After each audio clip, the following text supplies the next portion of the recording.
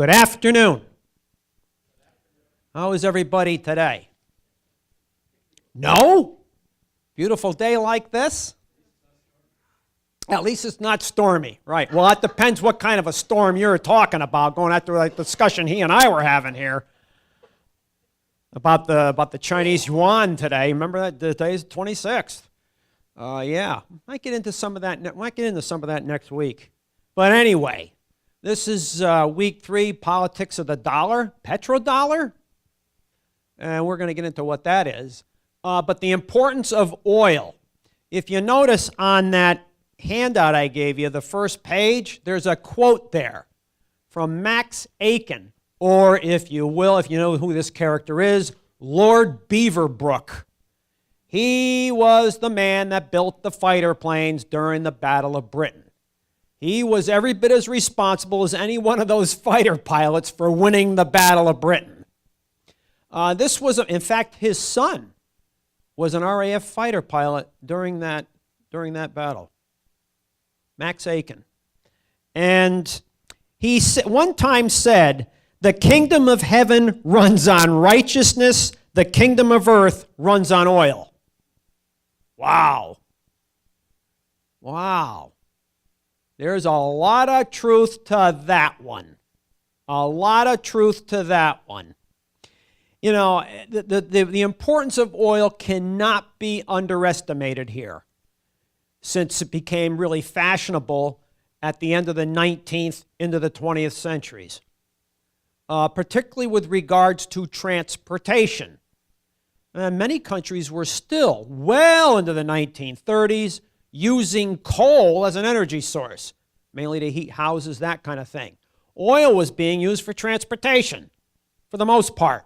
And you see here in the beginning of the 20th century, the British beginning to wean the Royal Navy off coal and on to oil. The United States, right after, even before the end of the round-the-world cruise of the Great White Fleet, they returned to Hampton Roads on February 22nd, 1909. After 14 months and 6 days. A long cruise, over 46,000 miles, and they were all coal burners. All 16 battleships were coal burners. But you see the change coming on here, where you begin to see battleships laid down after the last real. In fact, the battleship Connecticut was the premier pre-dreadnought battleship ever built by this country. The epitome of that style of warship, but the ships coming on afterwards, they began to be known as hybrids, like your car, electricity, gasoline, hybrid. We had hybrid battleships, burned both coal and oil. However, by 1909, all new American submarines and all new American destroyers were being laid down in the shipyards for oil-fired power plants. And by 1914, the battleship Nevada was the first battleship in American history to burn oil solely. It wasn't a hybrid. And by the way, that's the same battleship Nevada that wound up trying to make that courageous run out of Pearl Harbor that day on December 7. She's an historic battleship, really, in American history in this regard. But here you see the primacy of oil. Now, at one point here, you go back to 1846 at Azerbaijan when the Russians strike oil. We hit oil in Pennsylvania in 1859.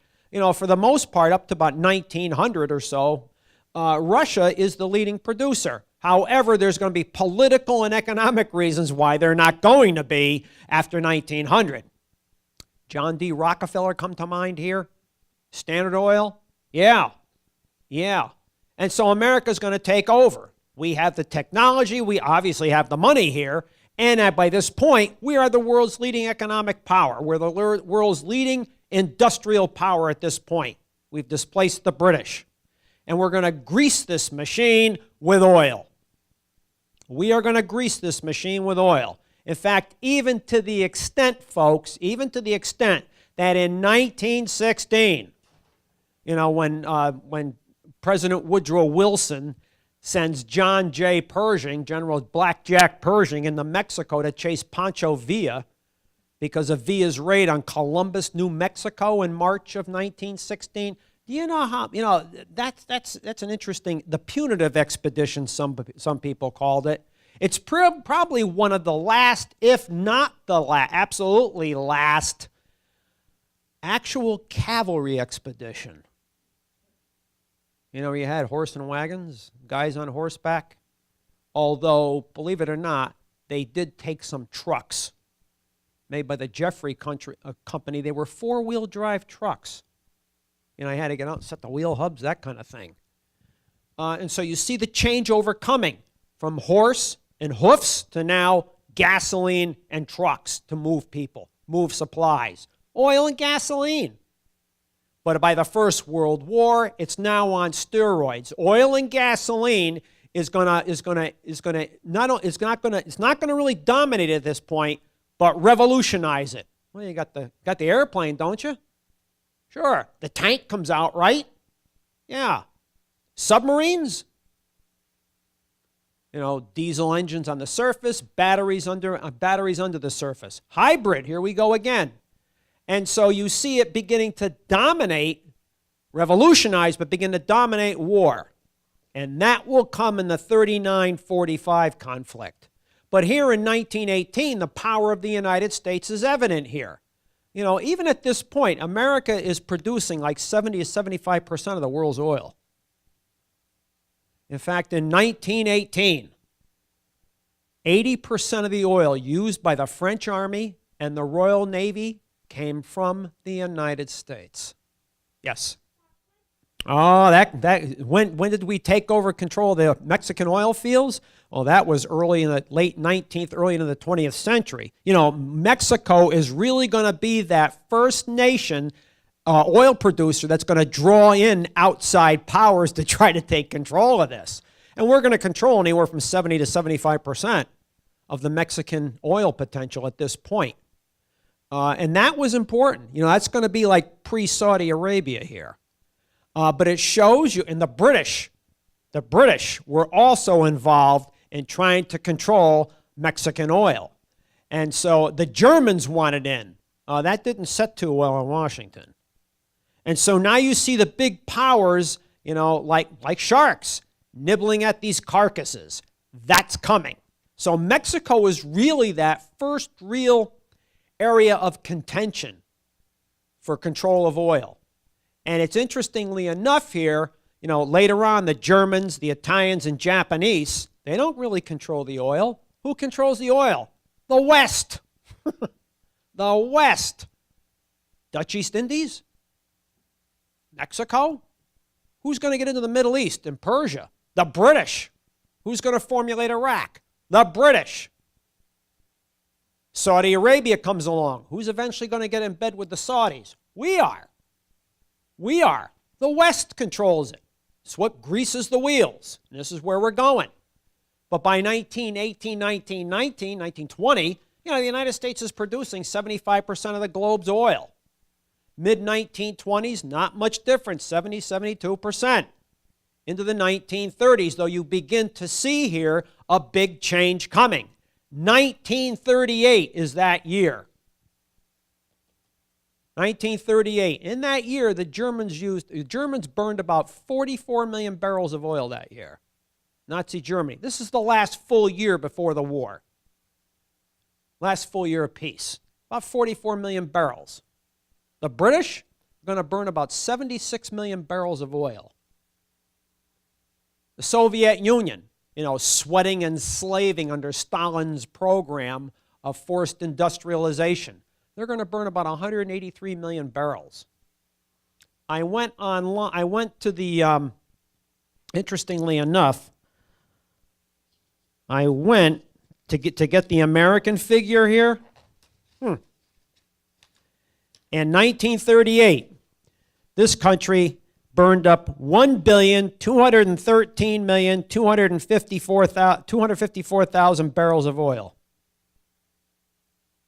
We are burning oil at a greater extent than everyone else. Why? Interestingly enough, most of these countries are maybe using oil for only 10, maybe even 15% of their energy needs. Many are still heating their factories or their homes with coal. The United States is weaning itself off coal. It's awash in crude. And so by 1938, 1/3 of our energy needs are being serviced by oil. Japan is only about 10%, and that's mostly for transportation. In fact, I remember my father's brother-in-law, my Uncle Walt, when he was in the Navy like my father.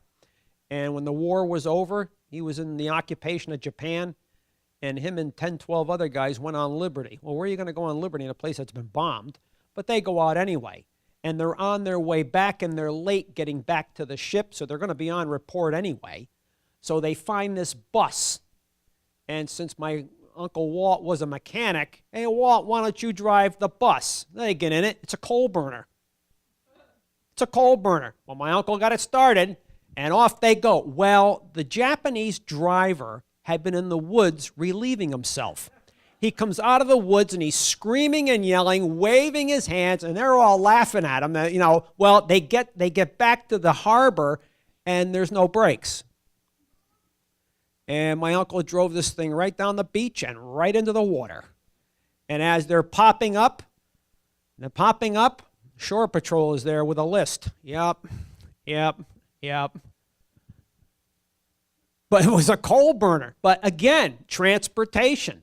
You know, a lot of the oil and gas was used for the Japanese military. Of course, over here, if you remember, if some of you might have been kids at that time, you had a sticker on your windshield. Oil and gas or gasoline rationing, because the gasoline had to go to the military effort. And so you could get gas maybe certain days or certain amounts.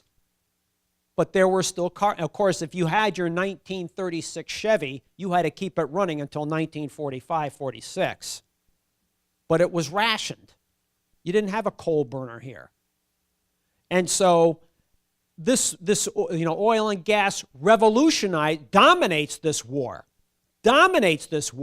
to the extent that of every 7 barrels of oil burned by the Allies in World War II, 6 came from the United States.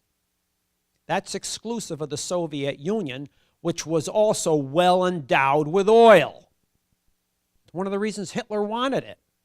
And yet again, Germany, Japan, and Italy, by comparison, are oil-starved.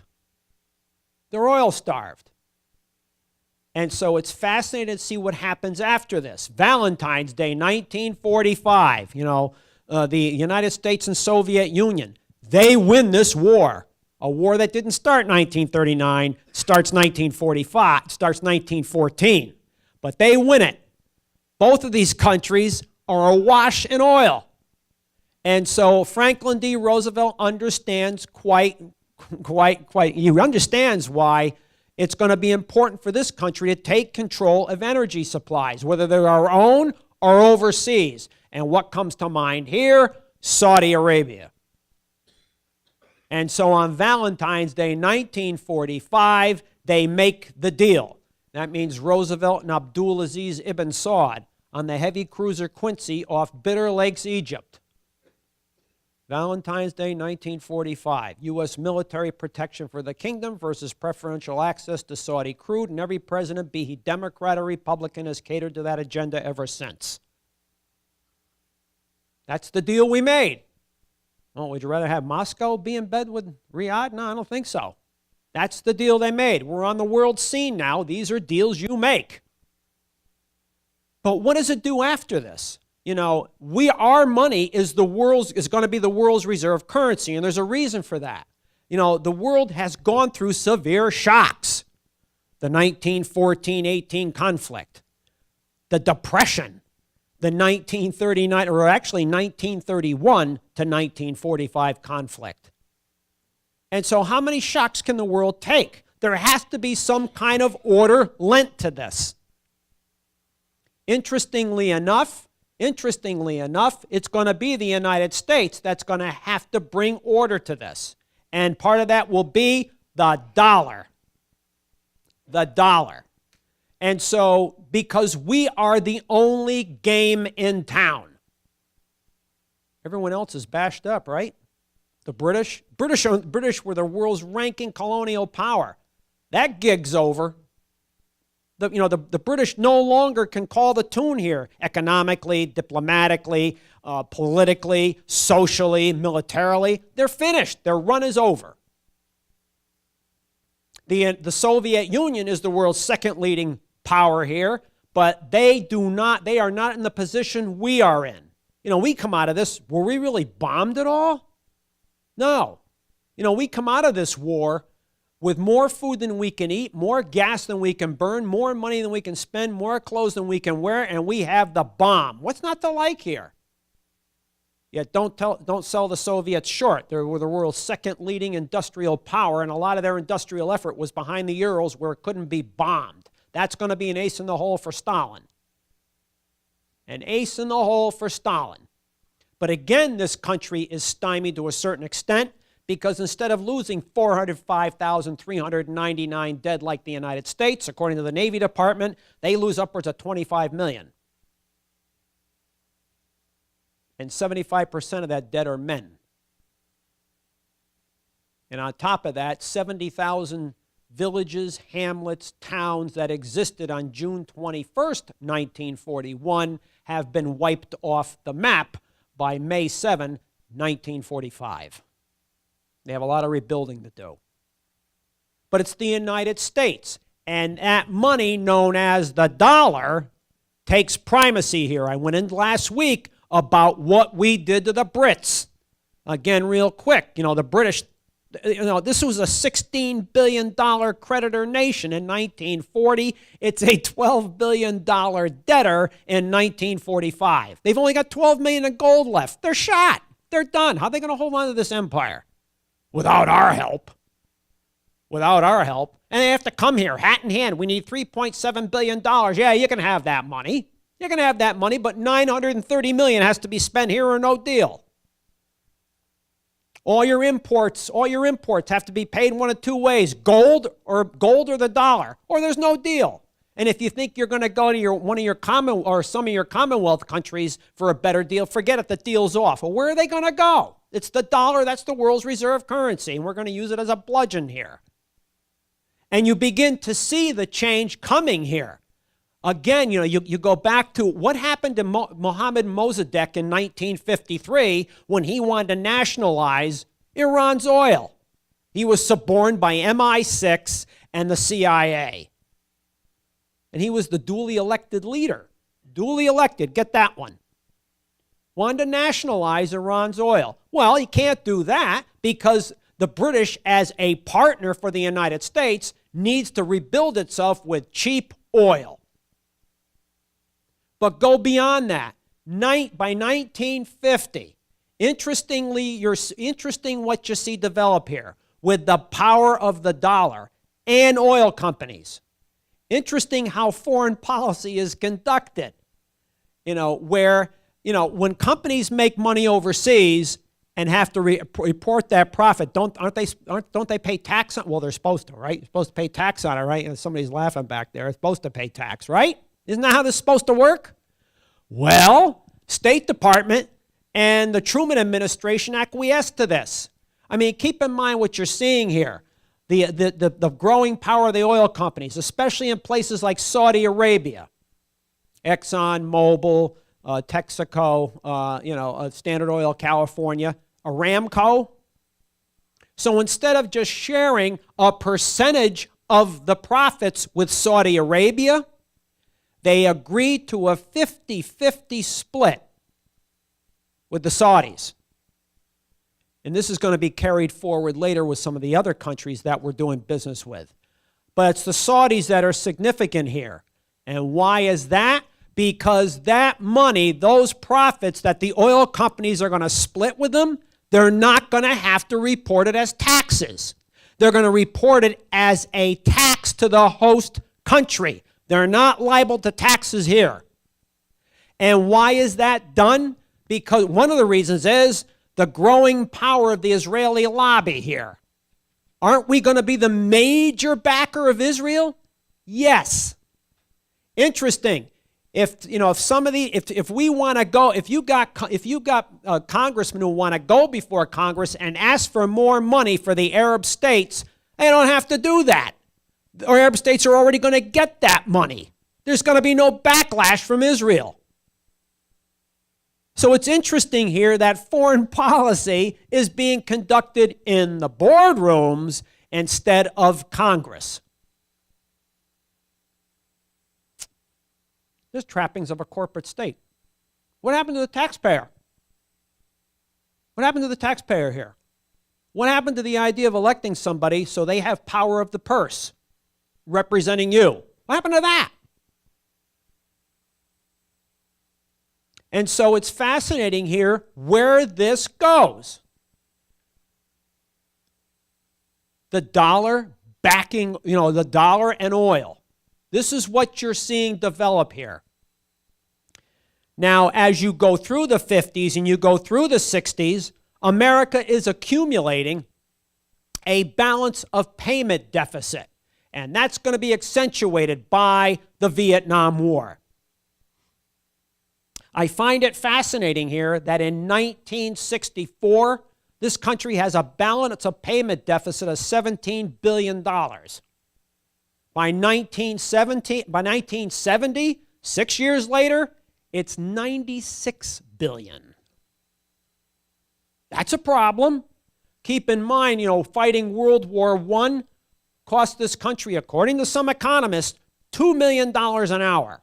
Vietnam, by 1968-69, at least we helped win that war, the first war, but by Vietnam, it's costing this country $14 million an hour. And that's going to be a loser. I hate to take the death side of this, but let's look at this from dollars and cents perspective.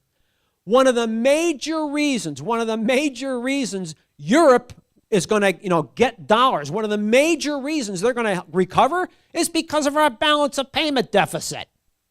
The euro dollar, dollars in Europe, helping to rebuild Europe. In fact, it's fascinating here when you begin to see, and the Petro Dollar will be a big booster here. I'll get to that in 2 minutes. And the Soviet Union in the early 50s, early mid-50s, they had dollars.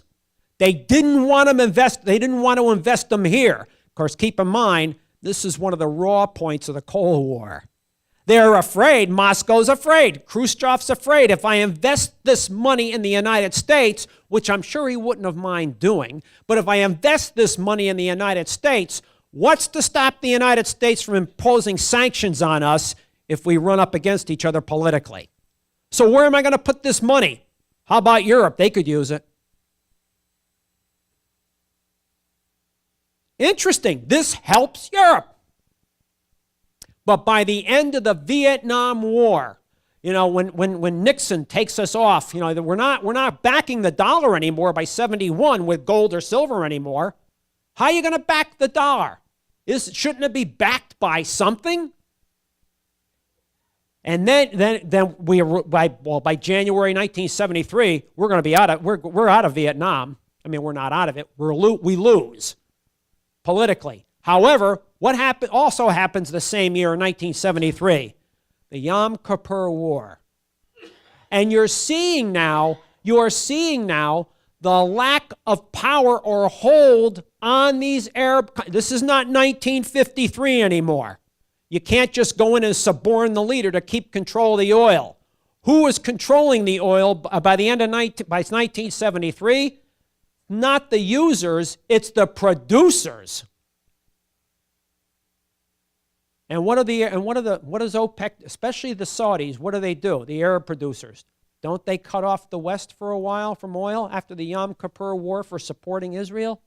Remember the gas lines? I'm sure some of you remember the gas lines. Yeah, I remember those gas lines. Were there some ugly incidents here? Yeah. Didn't you have to wait sometimes 2 hours to get a few gallons in your car? Happened again in 79, didn't it? Yeah. Okay, well, this isn't working too well. So in 1974, William Simon, remember him? Was Treasury Secretary for a while. Went to Saudi Arabia, and they're going to work a deal. We don't want to go through this round of unpleasantness after 1973, So they're going to make a deal. And yes, oil will still be priced in dollars, and the Saudis will begin taking some of these surplus petrodollars and investing them in the United States. And so what's interesting here is, and it's not just the Saudis, it's other countries as well. And remember when the price of oil went up? Remember when it fluctuated for a while in the 80s?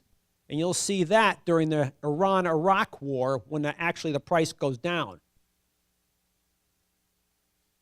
But again here, it's fascinating to see how this is going to transpire. Surpluses of these petrodollars. If these countries are making more money, I'm talking not just OPEC, I'm talking especially the Arab countries like Saudi Arabia, Kuwait, how about the Emirates, Qatar, countries that are making money off this. They have these excess petrodollars. What are they going to do with them? Where are they going to put them? One place is here. And you will see some of that money invested here, also in Europe. Some of this money is going to wind up with the International Monetary Fund. How about the International Bank of Reconstruction and Development? And so this money that the Saudis and their compadres are making are going to wind up in the Western banking system. Or maybe they're going to start buying maybe a factory here, or maybe they're going to buy land here. Remember when people were complaining that that's what the Japanese were doing? Remember that? I remember that. What do you think the Saudis are going to do here? But what's fascinating here is what else they're doing with this money. You know, when you have this surplus of petrodollars and the West can lend them to countries that need development. For example, Mexico, don't they export oil? But what about their finances? Don't they need help? You know, they're selling all, they're pumping all this oil out, but how come they have financial problems? Of course, corruption is a big reason there, but don't they borrow from us? Yes. And so what's fascinating here to see is these countries here, this backlash of these things known as the petrodollar. Interesting here, this helps keep the dollar as the world's reserve currency. Oil, you're not basing it on gold or silver anymore, it's oil. And so what's fascinating here between, and interesting here what the Saudis do. Now sometimes some of that money doesn't make it to the market. Why? Internal development. Of course, there is the appetite for greed too here. What is it that Mohammed bin Salman did that all that long ago? Remember he went to Europe and he bought a yacht? Remember that? Did that help the people of Saudi Arabia? Was that yacht built in Saudi Arabia? No. But then again, take a look at the Saudis and what they're going to do with some of this money. Between 1970 and 1985, they will sell 35 billion barrels of oil in that 15 years. 35 billion barrels. They are going to devote from that 35 billion barrels $550 billion into Saudi Arabia. 6-lane highways, those cloverleaf interchanges on the roads, some schools, roads, the 6-lane roads, it's amazing. And then at places like Jubail and Yambu, where they really go into industrial development. In those two places, keep in mind what they're going to, this is fascinating, they are going to move 370 cubic meters of dirt. Who the heck calculates 370 million cubic meters of dirt? I found this fascinating when I began. This is amazing. And I'm thinking, well, what can you do with 370 million cubic meters of dirt? And this developer said it was enough earth or dirt or sand, if you want to call it, if you want to use that term, whatever you want to use. If it was, you could have made a road 9 meters wide, 1 meter deep, and surrounded the entire equator of the earth. That's 25,000 miles. $550 billion. And in these two places, Jubail and Yabu, they're going to build 125 petrochemical facilities, together with entertainment facilities, sub-factories to service these complexes. That's a lot of money. But that's money that was not used on the market. It was stayed in Saudi Arabia. But that was going to happen anyway. Shouldn't that be what some of these oil producers should do?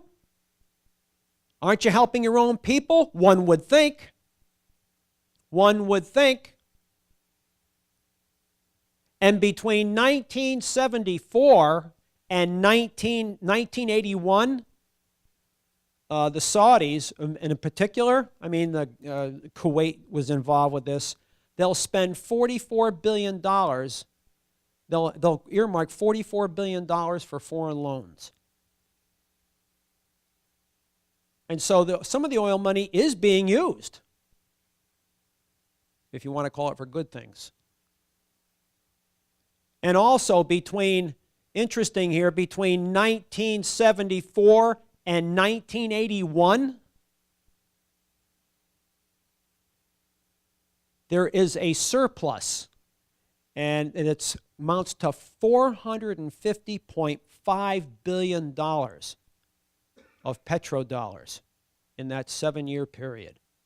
And guess who held 42% of the surplus? Anyone want to take a guess? The Saudis. You know, forget countries like Venezuela and stuff like this. You know, the real money is with the Arabs. The real money is with the Arabs. However, even though they are using this money and throwing it into the global system, and keep in mind what else they're doing here too. What else they're doing here too. Even though they're investing in Europe and over here, they're not only investing it maybe in the banking system, you know, in the International Monetary Fund and the International Bank of Reconstruction and Development. How about they're investing in American Treasury bills, Treasury notes, certificates of deposit? And so what are the Saudis helping us do? Finance our debt. Does that mean they hold a portion of that debt? Yes. Some estimates, and you're right, you know, the Saudis don't like this information let out, but some estimates, upwards of $750 billion of our debt are held by them. Some economists say they are the second leading holder of debt. Well, who is the leading holder? China.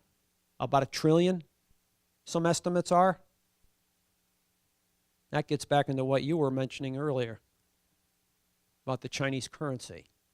And so, does this help us, at least at this point, to maintain the United States as the world, with the dollar being the world's reserve currency? Yes, because people want it. And as long as they want it, that'll remain the case. But is that going to remain the case forever? No. Every party runs out, folks. Every party runs out. And yet at the same time, you will see in the 1980s a downturn here. It's called the Iraq-Iran War, 1980, 1988. Money that could have been devoted to the banks for lending. $30 billion, especially the Saudis and the Kuwaitis, are going to front Saddam Hussein for fighting the Iranians. $30 billion. That's not the only loss here. How about the damage done between Iraq and Iran in this war? Some estimates range, interestingly enough, some estimates range here from the destruction and lost oil revenue, and also the destruction to infrastructure and oil equipment, gas equipment, drilling equipment amounted to upwards of $70 billion in this war. 70 plus 130 billion, that's $100 billion. $100 billion. And Saddam will have a $100 million debt after the war because he can't pay and he wants more money. And the Saudis and the Kuwaitis won't front him any more money. And that's your money. That's your currency, the dollar. That's your currency. And so then the Persian Gulf War comes along because Saddam goes into Kuwait. He thinks he's going to be able to maybe eliminate that debt because now he's going to have Kuwait's oil reserves mated with Iraq's oil reserves, and he'll have close to 18-19% of OPEC reserves, thinking maybe he can maybe he can dictate the price of oil. That's not going to happen. The West isn't going to allow that. It's not going to allow that. And so he'll get his eviction notice. And that's what's going to happen here. But then again, with the collapse of the Soviet Union, America is the only game in town. And of course, we're going to embark on these corporate serial wars, especially after George Bush takes office. Clinton didn't want to do that. And so what's happened to the dollar ever since? We now have a debt that's larger than our gross national product. And so you see with the rise of China. And let's not forget India here. They're coming on as a power here. But the rise of China in particular. And the Russians, the Brazilians. India at one point. South Africa. You know, this is 2005. This is 2010. It's 2015. It's 2018. It's not 1945 anymore. The world is growing up. Why do we need the dollar as the world's reserve currency? Why do we need that? Some of these countries are thinking it's time for a change. And perhaps with a country like China, you are going to see this change. But that remains to be seen.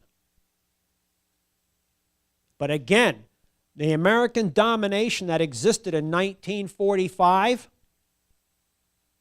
I mean, just take a look at it. How many, remember, that's when Americans, when nations were buying nobody's cars but American cars?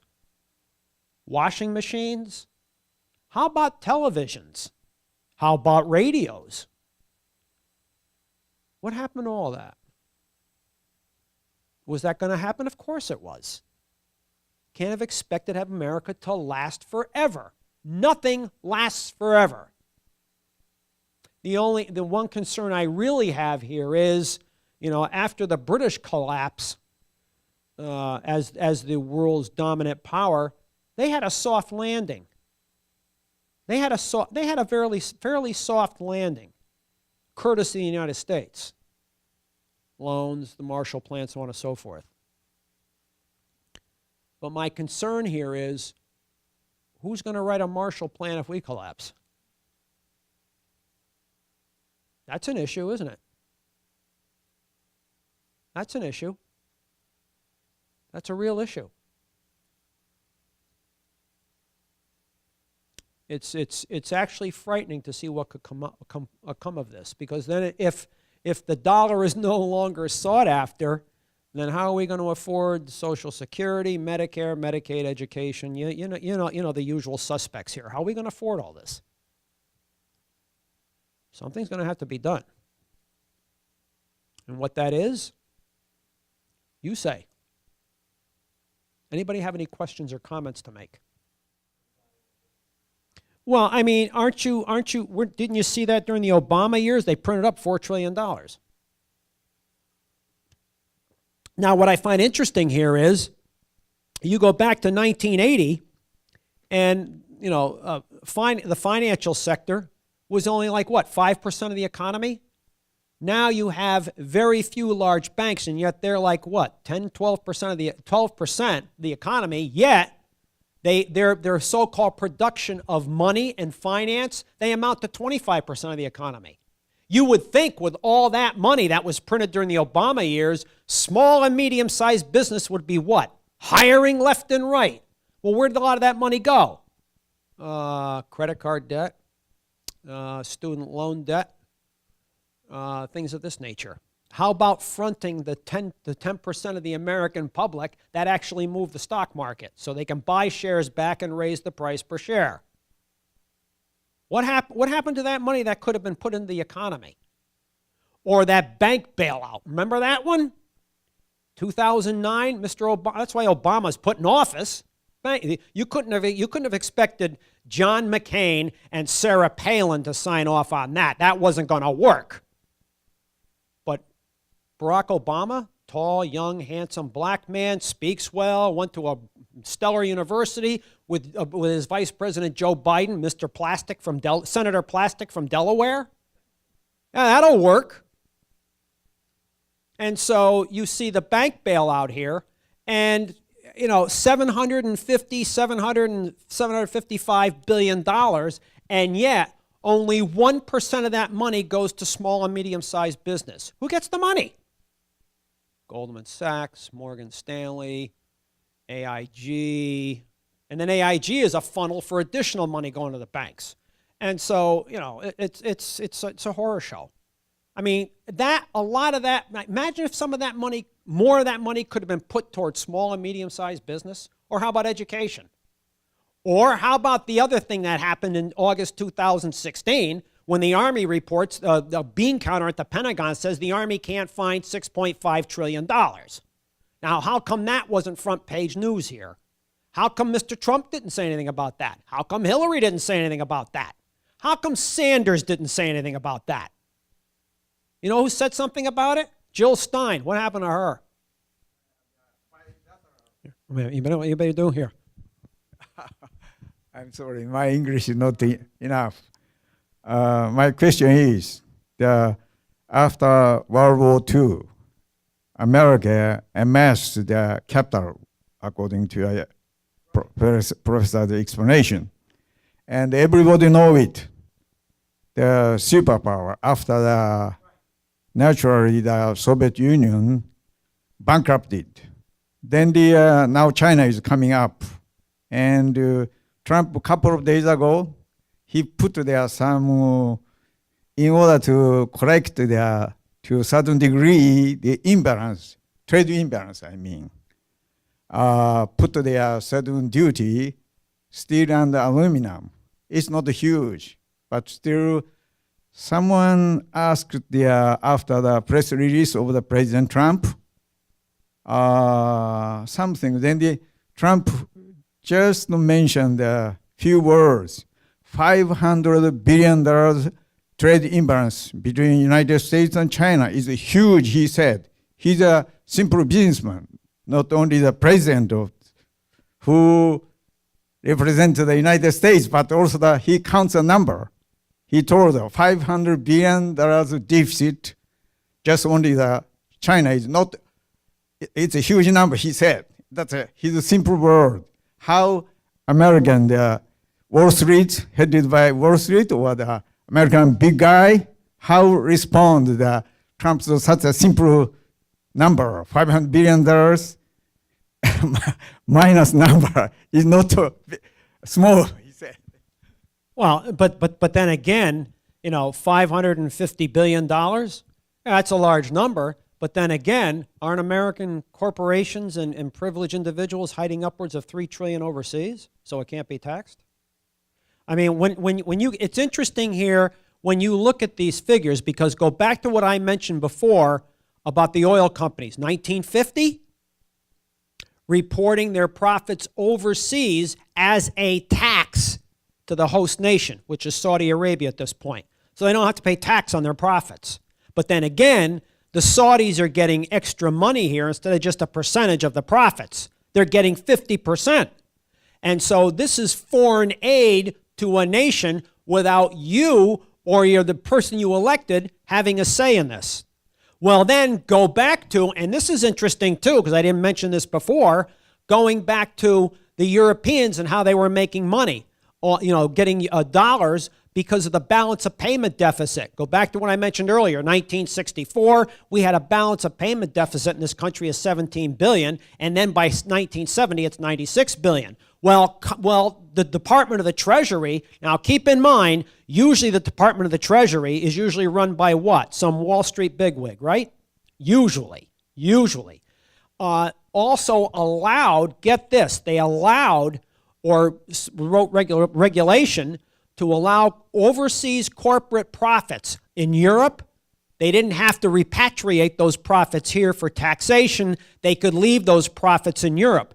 This, by early 1971, 72, Europe was awash in dollars.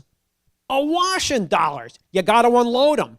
But then again, there was an economist named Ois who once stated that he thinks that was one of the reasons you had inflation in the early 70s, is because Congress could have taxed some of that money to take it out of circulation. Couldn't they have done that if they wanted to? Yeah, they could have, but they didn't. So it's interesting who really runs the roost here. Who actually calls the tune? You as the voter, the people you elect, the president, or the banks, the big financial institutions? Who really calls the tune here? And so when you talk about that $550 billion imbalance with China, well, they hold upwards of $1 trillion worth of our debt. So does that tie the Chinese to us? One would think. So where is this, who knows where this situation is going to go? But eventually, as I said, this is this thing known as the American Empire, America, the way it is, it's going to run out. Every big country does.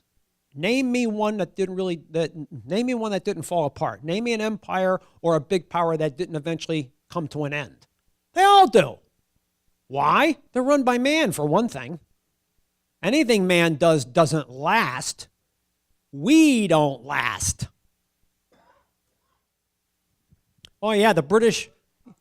Oh yeah, if you look at the British Empire, they never really had a large army.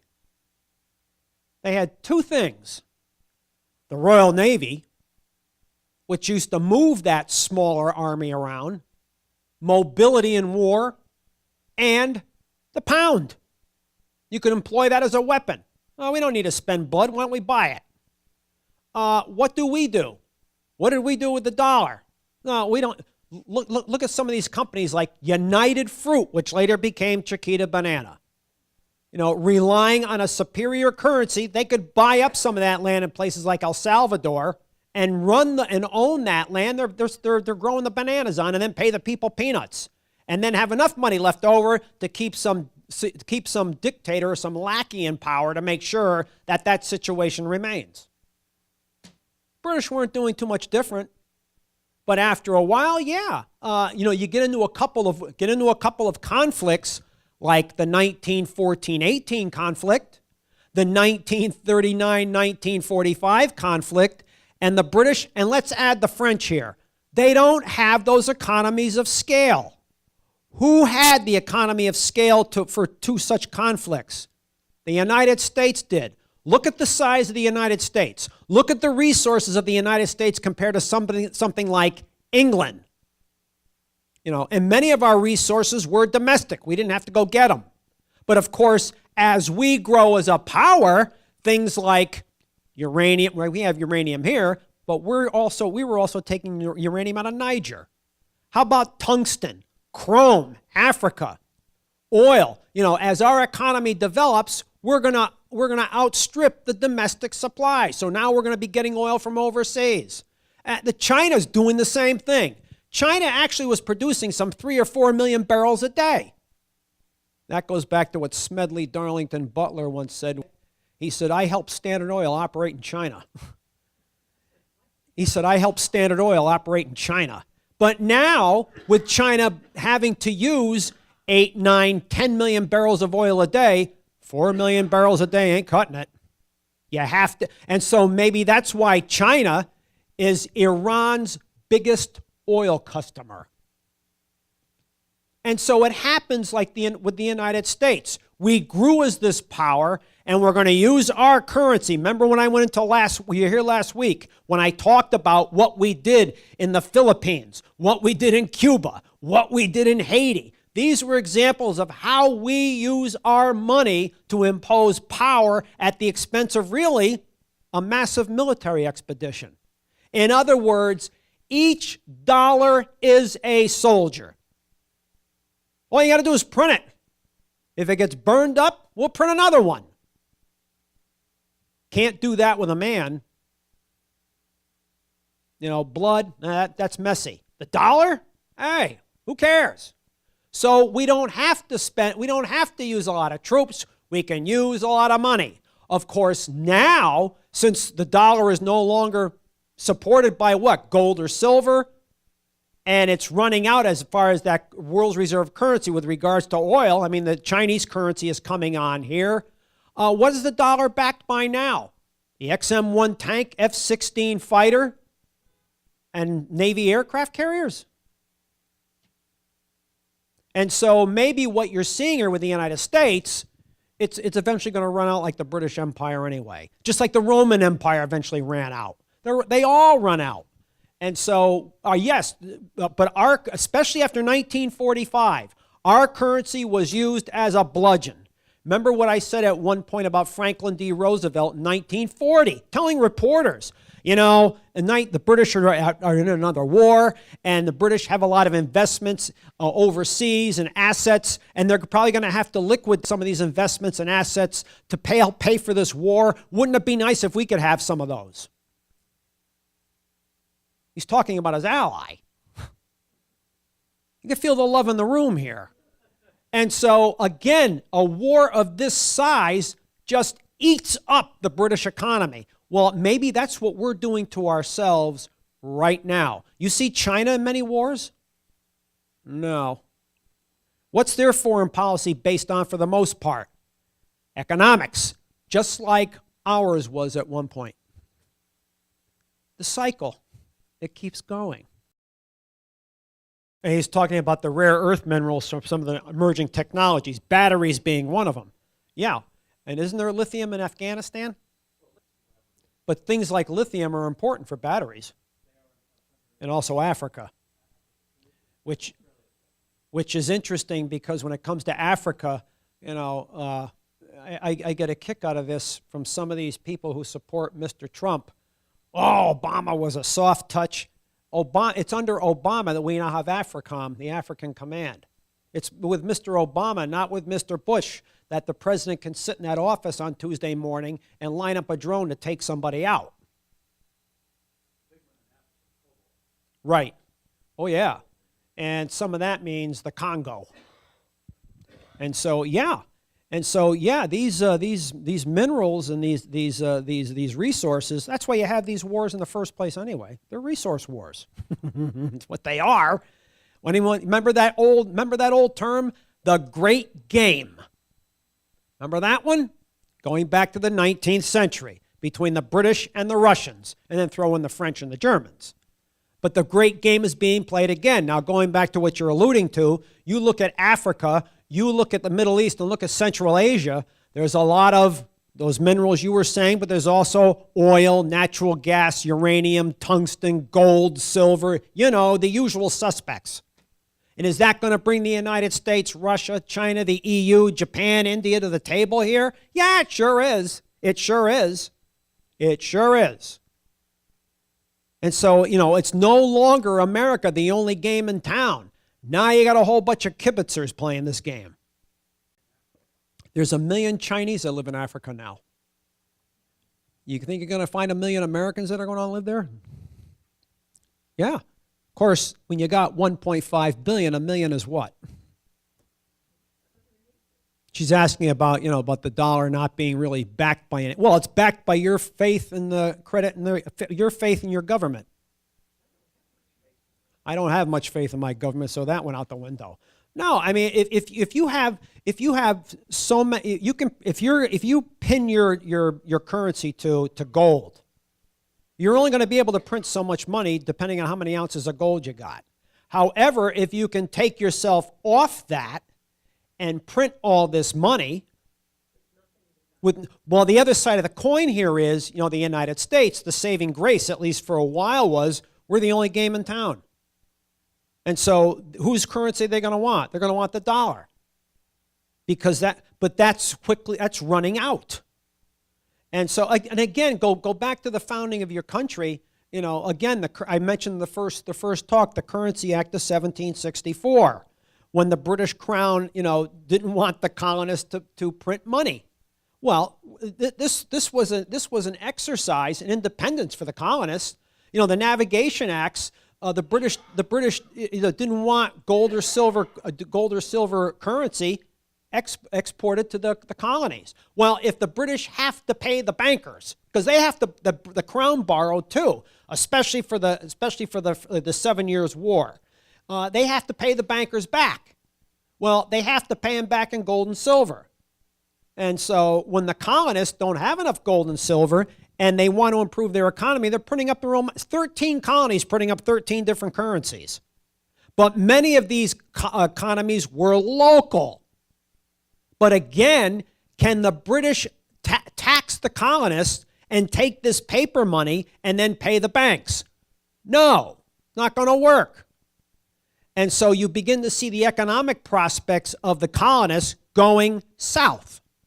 And as the British, forbid the colonists from printing their own money, which is a sign of independence, and then stop them from grabbing land from the Indians because the British didn't want to foot the expense of sending troops to protect these white colonists, well, these people over here are going to get a little antsy.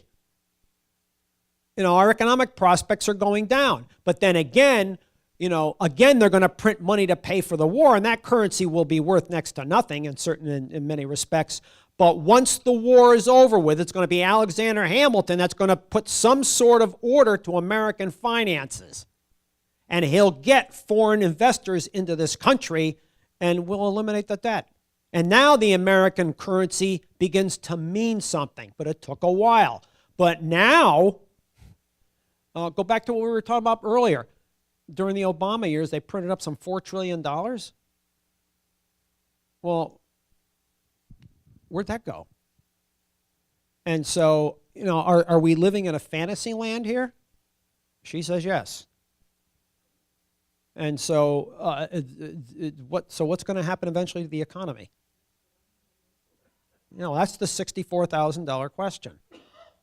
That's the $64,000 question. And so, this sojourn into oil, at least your currency is based on something. Oil. I mean, could you actually base the value of your currency on control of food? There's another one for you. I mean, why don't you think, this thing in Ukraine? What's Ukraine? The world's 5th largest producer of wheat. And Archer Midland Daniels does have holdings in Ukraine. You don't think they wouldn't want to take control of Ukraine's agricultural potential? I would.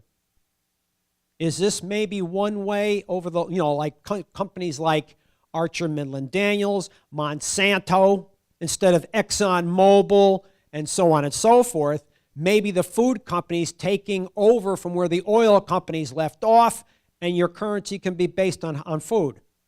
You've got to control the food to do that.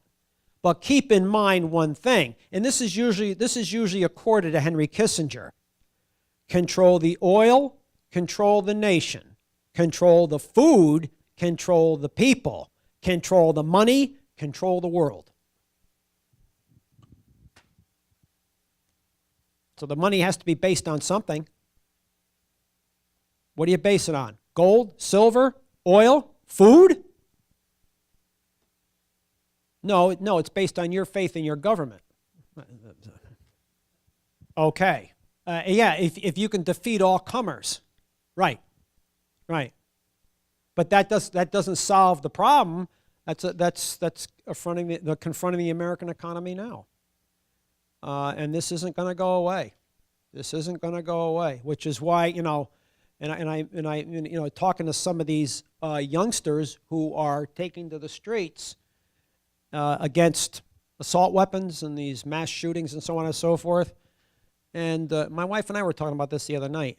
And I said, if this can be really turned into a political tsunami here, and let's say they get something done.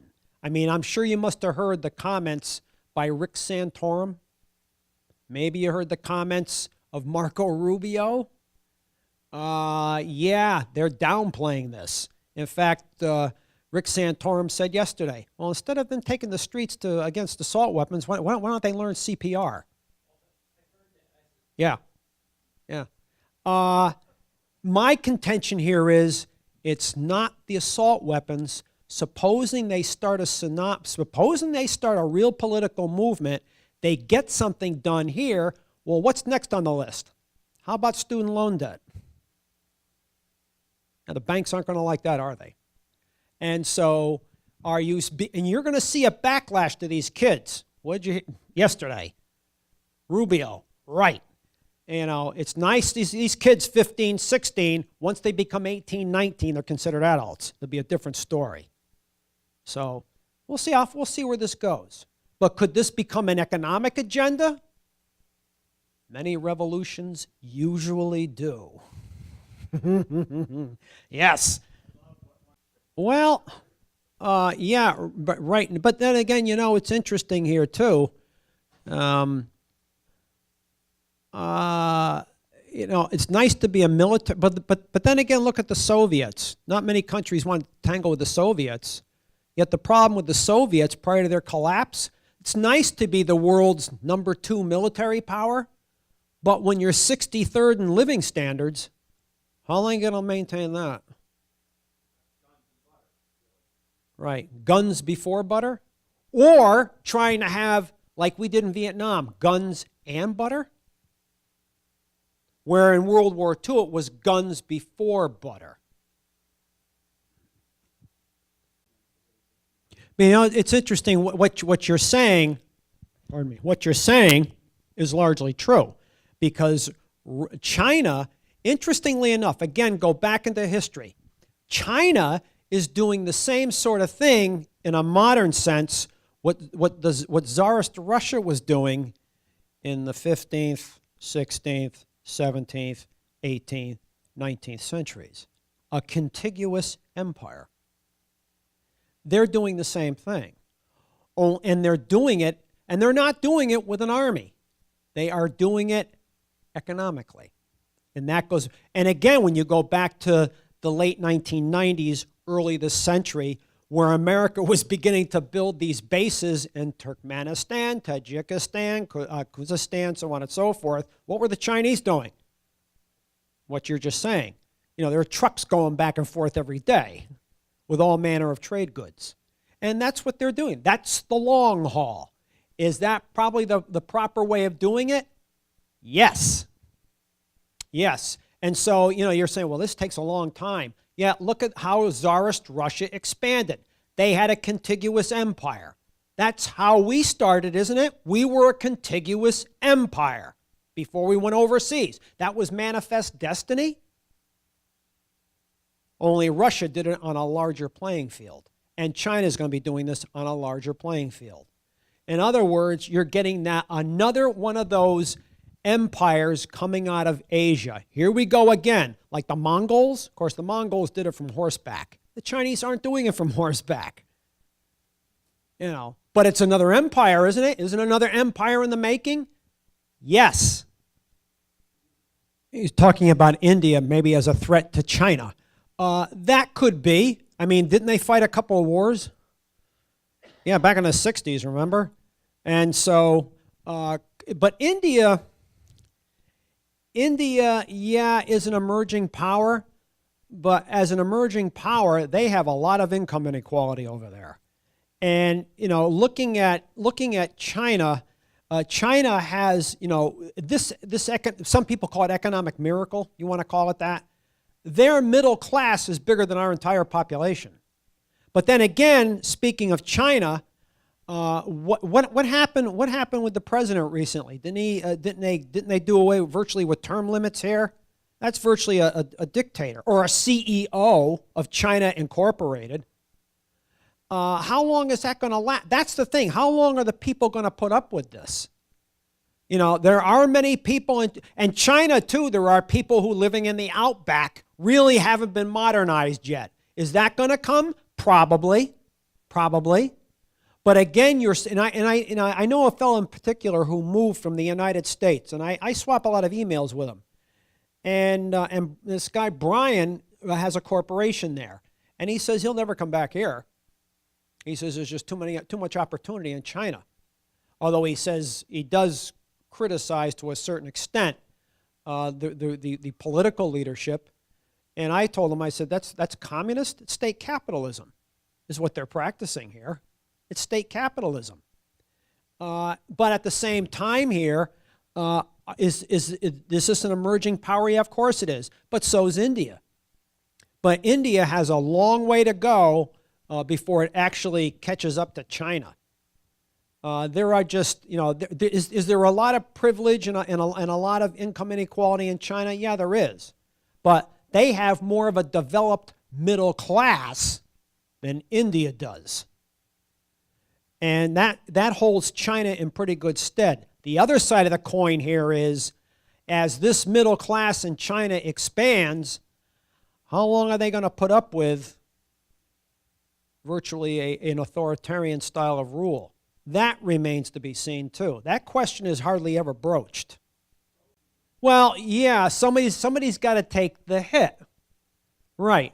But at the same time here, I mean, you can't deny that China is really coming on here as a power, which is what he was trying to say here. And yes, as long as they can deliver the goods, they'll stay in power. But if they can't deliver the goods, and this goes back to continuing this contiguous empire. I mean, why at this point would China want to really develop a global naval power? I can understand why they want to develop naval power to control the waters locally. But if they're building this contiguous empire, why would you want to build a global navy? You wouldn't have to at this point. Let the United States do that. You know, the United States has had a two-ocean navy for years. And of course, going back to what you were alluding to before about naval power, you know, if you go back in American history, you'll find many times we get into a war because of incidents at sea. War of 1812, when the British were impressing American seamen on American ships, they were confiscating British seamen who left Britain to come over here. And they were snagging American ships. You go back to the War of 1898. Remember the Maine, and the Maine blew up in Havana Harbor. Unrestricted submarine warfare, First World War. Japanese bombed Pearl Harbor. You know, so, and also Vietnam, the Gulf of Tonkin incident, another incident at sea. So America gets very, very touchy, very touchy. We have a trend here. You know, we have a track record of getting into conflict because of incidents at sea. This nation's very touchy about that. China really doesn't have to be to that extent. I get the idea of Taiwan. That's a sore point with China. I understand that one. But again, when they're moving west across that great landmass, it's actually fascinating to see. It really is. Well, that's what I called Tsarist Russia doing the same thing. Their version of manifest destiny. But again, unlike us, on a landmass that's a lot bigger. It's a lot vaster. Well, China is doing that now. And so that's to me one of the biggest stories of mankind right now. The expansion of China across that landmass. It's fascinating to watch. It truly is. Well, yeah, I mean, isn't that the way some people in the United States would like to go? Big brother? I mean, aren't you seeing that now? Oh, well, you know, is that Sheldon Wolin wrote a book called Democracy Incorporated. And he said, he died 2 years ago. He was a philosopher. And he likened this country to a process known as inverted totalitarianism. where he said overt fascism, like in Mussolini's Italy, was over, you had Mussolini as a dictator, yet he allowed the banks and corporations to run their industries. That was the corporate fascist state. Mussolini. Hitler, they had a corporate state. I mean, they took Hitler on January 30, 1933 as an alternative to the communists. And so the businessmen, the bankers, and the army, it's we are hiring him. Now, how'd that work out? Here, it's a different story. You live in an oligarchy. You don't live in a republic or democracy anymore. That's gone. You live in an oligarchy. And so it's the major banks and corporations that run your economy. But you don't have a dictator. Yet. It's done by committee. And Sheldon Wollin's idea here was, with inverted totalitarianism, they maintain the facade of representative government. You go to the polls every time there's an election and you vote for so-and-so who's a Democrat or a Republican, yet the money comes out, and who's he going to vote for when he gets in? Or you hear this, America the Beautiful, Mom's Apple Pie, so on and so forth. And Sheldon Wolin says it's meaningless. It means nothing. You live in a facade of a representative government which doesn't exist. They have bought the media, is what he's saying here. It's fascinating what he's telling you. And then you go back to somebody like an Edward Bernays, and this is based off some of Bernays. Edward Bernays, in fact, I was giving talks on him, and I'm probably going to be called to give more talks on him. He's one of the most fascinating Americans of the 20th century. Edward Bernays was Time magazine. He was born in 1892. He dies in 1995. He was Sigmund Freud's nephew. He wrote a number of books. One of them, maybe I'll bring one of them next week, Propaganda. And he was one of the men picked to be part of the Creel Commission in the First World War, or the Committee for Public Information. He helped sell the First World War to the American public as a conflict being fought for democracy. Here we go. And this guy will wind up, he understands that what I did in the First World War, maybe I can do in the private sector. In other words, manufacture consent. He's considered one of the fathers of public relations, or I like to call it propaganda.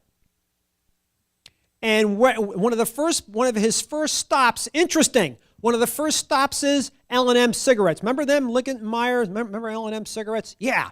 And he's going to help Liggett and Meyer sell cigarettes in the 20s. You know how? By using female opera singers. Before the First World War, he was a publicist for some opera singers. One of them was Enrico Caruso. And he's going to use these women to sell cigarettes. Well, didn't women get the right to vote in 1920? Okay, let's not forget that aspect of this.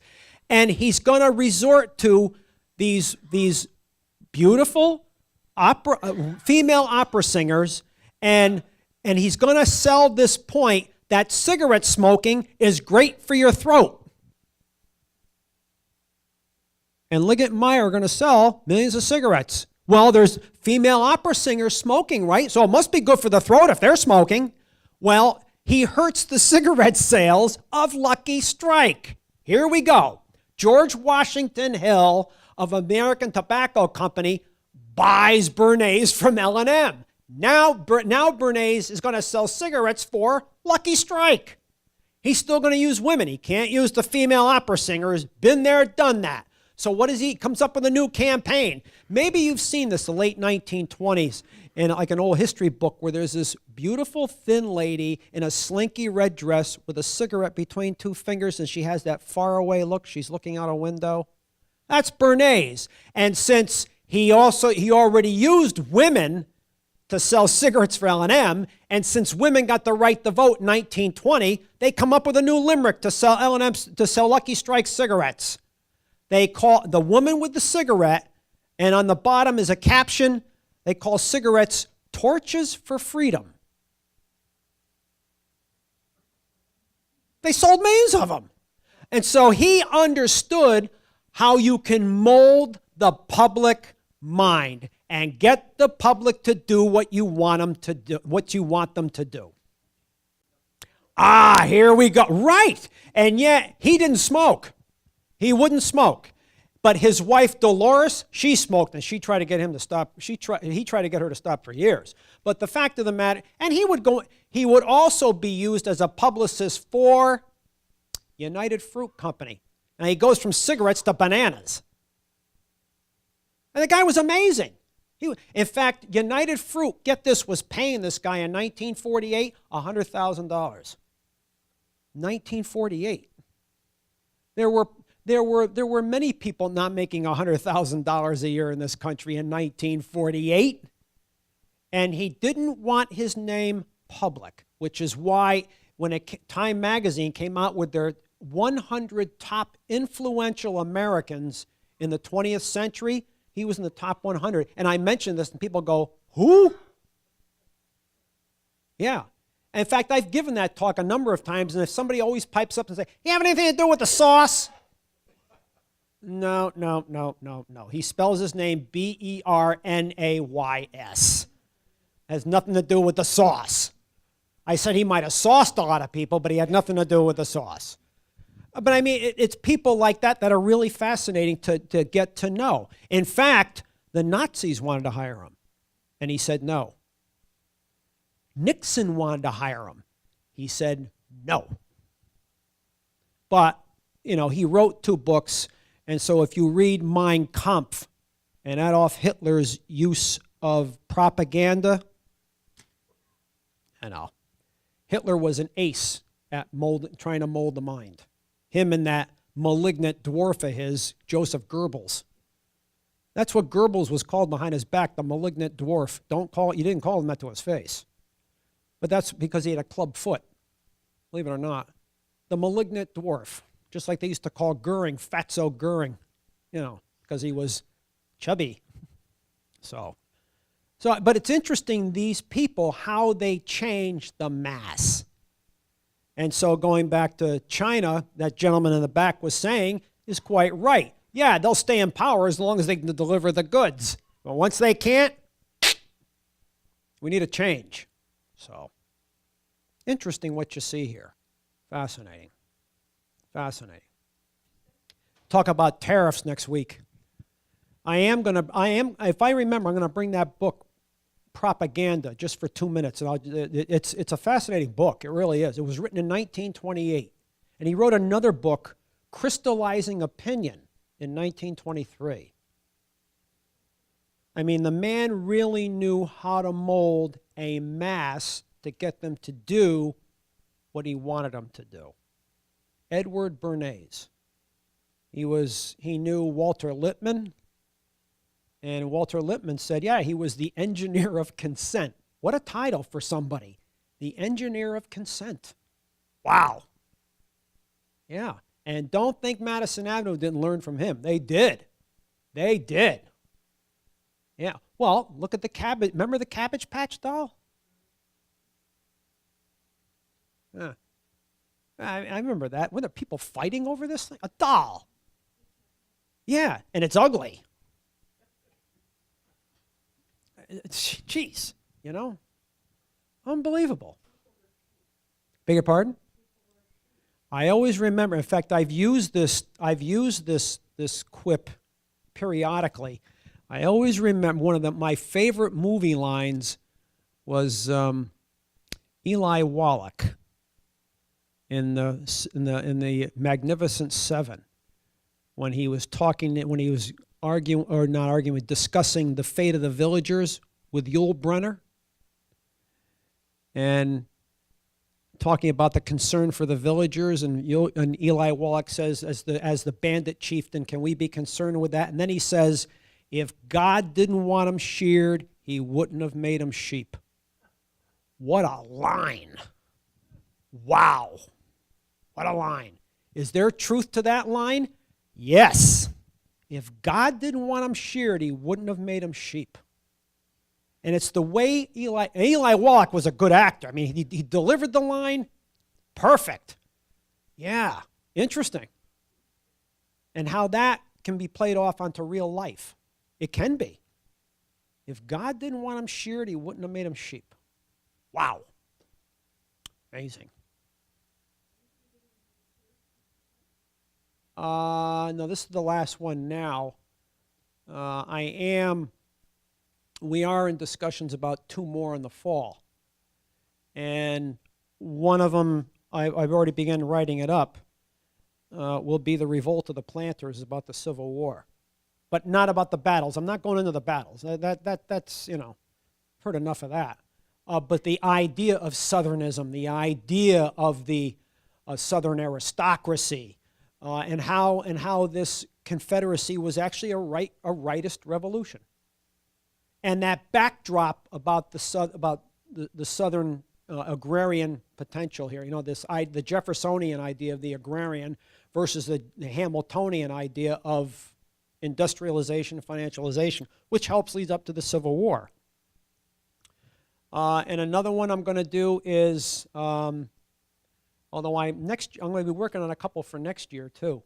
And one of them will be the French Revolution, because next year will be 230 years of the French Revolution. And that's fascinating, the French Revolution. So those are a couple of what's coming down the pike here. But I'll probably be doing 2 in the fall. But one of them will be, I call the Revolt of the Planters. And, well, it's better than just saying a civil war. Everyone's done that. Been there, done that. I had enough of that title.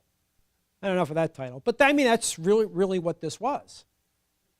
A revolt of the planters. And it's not going to work. We know that. But it's interesting how you get to 1865 and why it doesn't work. That kind of fascinates me. As opposed to talking about, I'm not diminishing Gettysburg and Chancellorsville and things of this nature. That's actually right. At the founding of the country, where you get that split. The landowners and what's going to become the industrial or financial hub of the country, the North.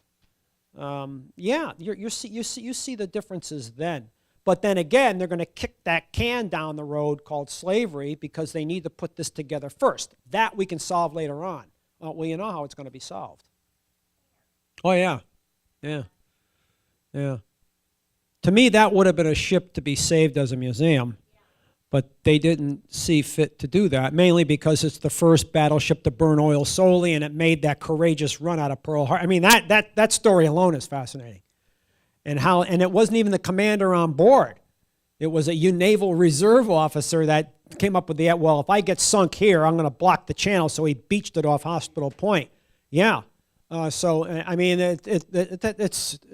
what a story. What a story. Yeah. Well, battleships, yeah.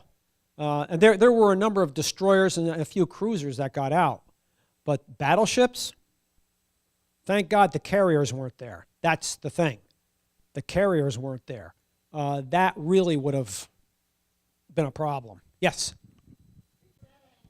I am going to, now that you mentioned, I am going to bring up Mr. Seward, who was not a fan of the South, and he made a comment, and I'm not sure if Lincoln heard it at the time, but I don't think Lincoln would have appreciated it, when he said, "At last we are rid of those mosquito republics." And that's not what Lincoln wants. No, I want this together. And so there was that disdain by some people in the North for the South. And it wasn't just slavery, the agrarian they just, there still is, she says. In certain respects, yeah, it is. Well, yeah. People, I haven't been down there in a while, but I know people who were down in Louisiana, Mississippi not all that long ago and said, yeah, same thing. It's almost like in your East, let's say Eastern Europe, where there are people in Poland that would like pieces of Ukraine back and vice versa. I mean, you can't tell me there aren't Germans that would like East Prussia back. Or Mexicans who wouldn't like New Mexico, Arizona, Texas, California, and part of Colorado back. You should give them that. To Americans, to some Americans, that's foreign, alien. They don't know what that's like. But you weren't in a border change, so you're not going to know what that's like. So yeah, there are some people that hold a grudge for a long time. In fact, I knew a guy. I used to go to the gun shows a lot. And you'd be surprised the history books you can find at a gun show. I found a lot of history books I was looking for that were out of print. And I remember being up to Stratford Armory about 30 years ago. And this friend of mine used to buy and sell military uniforms. Kevin was aces at this. I mean, he knew all the ins and outs. And he introduced me to this guy named Peter Yakis. And the guy was a Lithuanian. And he was in Lithuania as a 17-year-old, 18-year-old, when Stalin marched in 1940. And he lived on a farm. He was a Lithuanian of German descent. And some of his uncles and cousins got rounded up, thrown in the boxcars, and shipped east as slave laborers. Well, what do you think happened in 1941 when the Nazis invaded? They're liberators, right? And Peter wound up in the 15th SS Panzer Grenadier Division in 1942, going into 43, and fought on the Eastern Front all the way back into Germany. And when I met him, he was 64, 65 years old at the time. And even then, in his broken English, if possible, to put on old uniform, get old outfit back together, go back to Russia, kill every man, woman, Russian child, Russians no good. Yeah. And, being 1985 or so, the Soviet Union still exists. Being SS, what do you think would have happened to him if he went back to the Soviet Union? And so that hate lasted a long time. But then again, look at it from his perspective. I'm not saying you have to agree with him, but understand his perspective too. I mean, it's not like talking to a GI. It's a different story. It's a different world. Different world. So yeah, I mean, that hate, some of that hate lasts for years. And maybe for good reason. Yeah, when you go back to the end of the Civil War, and you look at some of the troops that the North used to occupy the South, they blue uniforms, but some of these guys were black, and I'm sure that went over real well in the South. And so I'm sure that was one of the reasons you had that compromise of 1877 in the election to get Northern troops out of the South. In fact, you know who else will do that? And I don't know if they copied the North by doing it, but in 1921-22, when the German citizens went on strike in the Ruhr, and the French and Belgians occupied the Ruhr to put the Germans back in line so they make those reparation payments. Some of the French sent people from Senegal and places like that. I'm sure that went over well in Germany. Yes, indeedy. Yeah. So, yeah. But yeah, that would be an interesting talk. But then again, if going into these mass shootings, are any of these people black that are doing this? Yeah. Well, no, it's a good point. In fact, I'm in the midst now of, they have to let me know, the South Norwalk Library, because of this, what the kids are doing, to give a talk on the well-regulated militia. And I've given that talk before, but it doesn't really revolve about an pro or anti-gun talk. What the thing would be to explain to these kids what the well-regulated militia was and how it really no longer exists. It was based on the old citizen soldier concept. And that Second Amendment was bolstered by the Militia Act of 1792, where the founders did not want repeat, did not want a large standing army because they thought it was a threat to the republic. Well, how are you supposed to protect 3 million people in 13 states with 2,630 men? That was the size of the regular army. Well, the citizen militia. And so the governors in each state control the militias. The Army really doesn't. The states appointed the officers. The Army didn't. And each member, you had to be 18 to 45 and white, a man. Sorry, ladies, you're not included here yet. You know, it's 18 to 45-year-olds, a white man, and every 18 to 45-year-old white man is involved in this. And guess who buys the guns? They did. The state of the Army didn't do it for you. You bought your own gun, your own powder, your own ball, your own shirt, your own pants, so on and so forth. It's a brilliant concept. A brilliant concept. And they could be federalized for 3 months. And if they need to be federalized longer, well, then the president has to go, Congress has to go back, they got to discuss it, and then maybe you get another 3 months out of it. But that's how the American military was until the Spanish-American War. Then because we're taking our place on the world stage, they did away with the 1792 Militia Act in 1903, the National Guard Act. Now, they're no longer really called militiamen, they're really guardsmen. And you don't buy your own gun. Guess where you get your gun from? The Army. That means Washington pays for it, right? The taxpayer pays for it. You had to train for 5 days a year. With your guardsmen had to train with regular Army 5 days a year. Guess who appoints the officers now? The Army. And also, if you were federalized, it wasn't for 3 months anymore. It was for 9 months. You see where power's going? It's leaving the states and going to the center, Washington. And as the years go on, the central control of the National Guard grows to the point that the National Guard isn't that citizen soldier concept. It's a bona fide reserve of the United States Army. But and so the 1792 Militia Act was superseded by the 1903 National Guard Act, but was the Constitution changed? Therein lies the discussion, doesn't it? And so was there ever a constitutional convention or movement in Congress to add an amendment to the Constitution to change the meaning of the Second Amendment? So who is now the well-regulated militia? The common everyday American gun owner? Should that be a question? Yeah, it is. It is.